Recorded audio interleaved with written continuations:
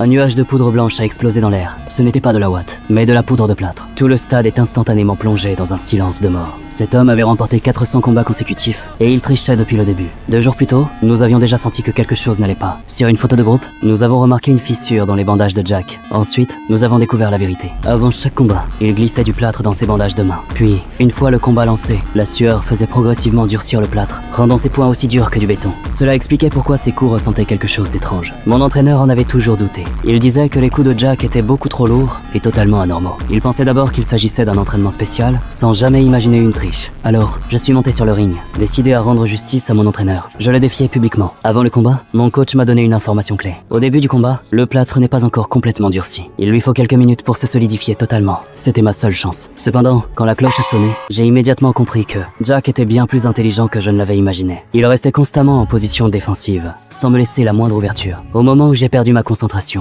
il m'a frappé d'un coup de coude et m'a mis au sol. Avant même que je puisse récupérer, une deuxième attaque a suivi immédiatement. Et à ce moment-là, le plâtre était déjà complètement durci. Après avoir encaissé plusieurs coups violents,